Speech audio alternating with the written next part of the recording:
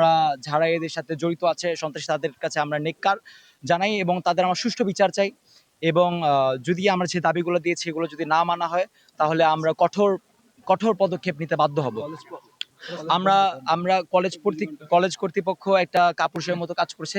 তা হচ্ছে তারা কলেজ বন্ধের ঘোষণা দিয়েছে। আমরা কলেজ এক্সাম বয়কট করেছি কিন্তু তাদের কলেজ কার্যক্রম বন্ধ করার কোনো অধিকার তাদের নেই। তারা কলেজ বন্ধ ঘোষণা দিয়েছে আজকে থেকে আগামী ৫ দিন পর্যন্ত। তাই আমরা চাই কলেজের কার্যক্রম যেন থাকে।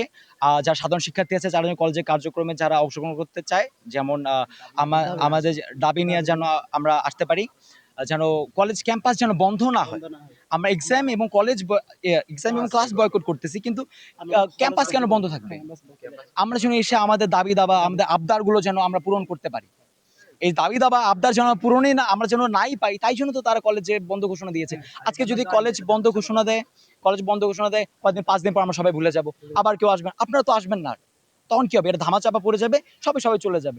আমরা এটা চাই না। আমরা চাই কলেজ কার্যক্রম যেন অব্যাহত থাকে এবং আমরা এক্সাম এবং ক্লাস বয়কট করলাম এবং আমরা আমাদের অত্র ঢাকা শহরে কিংবা সকলকে আমরা আহ্বান জানাবো আমাদের এই সাকিব হত্যার যেন আমাদের সাথে সাপোর্ট করেন, আমাদের সাথে থাকেন এবং আমরা কালকে সন্ধ্যায় একটা মোমবাতি মিছিলের আয়োজন করতে চাই শহীদ মিনারে।